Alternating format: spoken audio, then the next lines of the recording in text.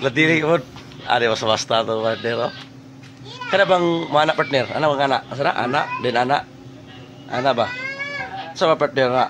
Sa mana anak? Mingon sila pawala daw nagdautan. Malagpot daw ang dautan na mga engkanto ug mga yawa. Basta maana na ang manguros. Gitudlo man na sa mga apostles partner. Sa una, mamay mo tuhan sa una. Ampo. Pag-ampo man mo manay kuan ba pag-ampo ba nga. Lagi. Gitudlo ba na sa apostles nga mang sign of the cross? Wala. Wa ko katubag ana. Sa Katoliko pa ko. Di gidi katubag no. Wagi mabasa kay di man matubag. Ito mabasa nga moros. Dayon usa man nga pagtuluan partner. Naagi na sa linyas pagano. Pagano. Una na. Kahit yun ay mga kanang katingadaan sa atong palibot sa panimalay nga manguros. Manguros na. Kaya tinuod pa nga ang anak balaan nganong daghamang nga daghang namatay. Maragi. Sige mag-ana. Traditional. Lisod jud kayo tuhan ang dili iya sa Ginoo. Unsay imong isulti nila? Kanang kamudya. Isip nga tambag dili panghilabot. Ako lang di maghilabot yun. Kamudya gusto pa dayon na si hak-hak mo diya. Gani. Kanang ako lang nga undang mo ana. Kay way kasiguruhan ang atong kinabuhi kung di ata magpabilin sa mao nga tinuan nga walay kasiguruhan. Di mabasa sa balang kasulatan. Mabasa sa balang kasulatan. Kana ay tinuod. Kana ay sunda. Nay mabasa di tuhan. Pero wala mabasa tuhuan. Si Kristo ang atong follower. Nagistorya ang puros mga wayhanaw sa pagtulunan sa Santa Iglesia Katolika Apostolika Romana. Meron po nibalihin ning ato ang mga amigo ni Bias pagkakatoliko ni adto sa tawag ini nga 70 Adventist ngano man kay ang 70 Adventist pundok na sa mga taong mga wayhanaw. Ngano man tanawa na gud abot sa gitaw og pagpanguros tungod sa ilang pagkawayhanaw naigo sila sa giingon ni Senior ni St. Jude San Judas Tadeo nga kini mga tawanan nagbugal-bugal sa mga butang nga wala nila masabti. Unya dili man tawag ini nga sayop nga moingon ta nga ang pagpanguros pagpangabog sa yawa. Pero dili lang kay kana ang kahulugan sa gitawag pagpanguros. Unang kahulugan for your information unang kahulugan ngano ang Katoliko manguros kay ang Katoliko Kristiyanos kay cross is a symbol of Christianity. Muna manguros ang mga Kristiyano, kami mga Katoliko Kristiyano man mi. Unya kana bagong pagpanguros for your information nagsugod na sa first 300 years sa kinabuhi sa mga Kristiyano. Di mo kasabot ana kay ning buto lang man ang inyong pundok 1863 gitukod og tawag ini mga kano.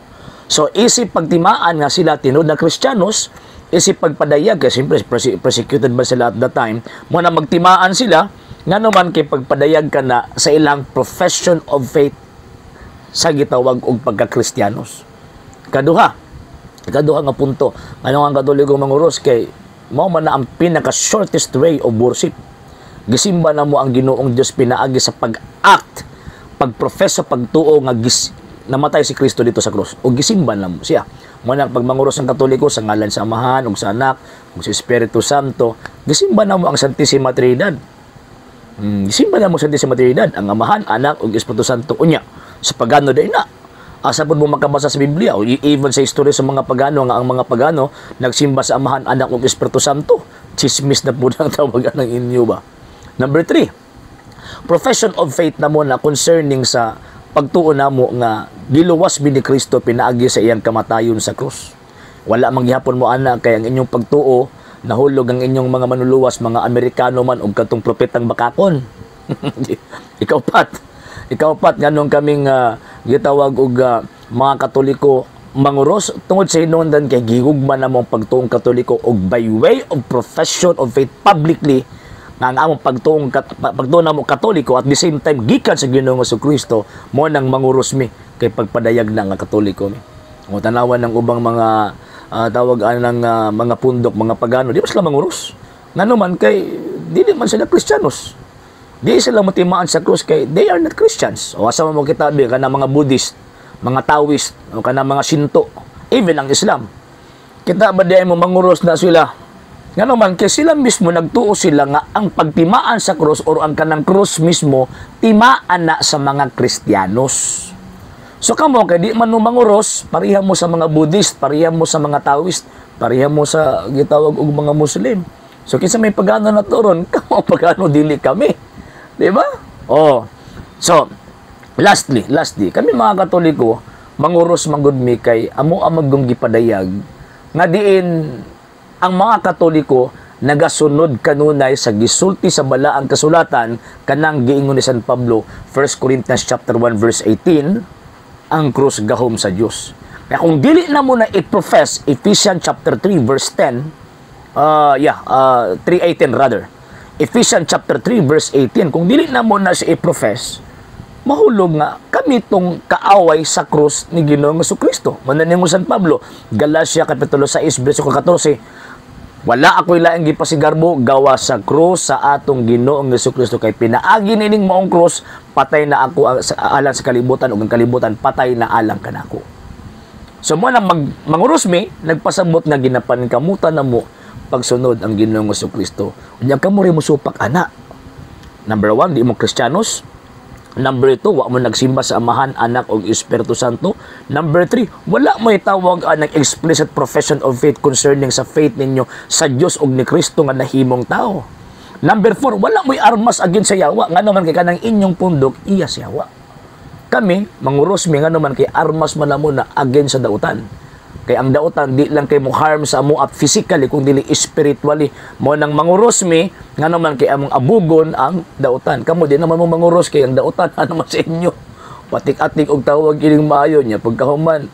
Sa luyod di ay mga tigpatay di og kalag, mga murderers of souls. Okay? Sa hindi pa po nakapag-follow sa mga pages po natin, i-follow nyo po yung mga pages po natin, RJ Horolanciano II, TV Apolia Punto Argumento page, Kuya Apologies TV page, and RJ's Vlog 2022. And pwede rin po kayo mag-send po dyan ng Facebook stars. And also, sa atin po mga channels, sa hindi po nakapag-subscribe, i-subscribe po ninyo yung mga channels natin, The Lay Catholic, Apologies International Official, RJ Sano II TV, Kuya Apologies TV, and Barrio Kawayan Religious Forum. And pwede rin po kayo mag-send po dyan ng super sticker, super chats, and super thanks. And maraming salamat po sa mga kapatid at mga Katoliko na ulis pong tumutulong sa programa po natin. Maraming salamat po. Nang dahil po sa tulong at suporta po ninyo, ang programa pong ito, until now, andito pa rin po sa social media. And until now din po, nangangalang pa rin po tayo sa tulong at suporta po ninyo dahil wala po kami magagawa rito mga sir, mga ma'am, kung wala po yung tulong at suporta po ninyo. Sa gusto pong tumulong, sa gusto pong sumuporta, pwede po ninyong ipadala ang tulong at suporta po ninyo sa pamamagitan po ng ating mga account numbers dyan po sa ating pong screen. And pwede nyo po kaming i-message sa ating pong page kung via remittance po yung papadala po ninyo. Maraming salamat po in advance.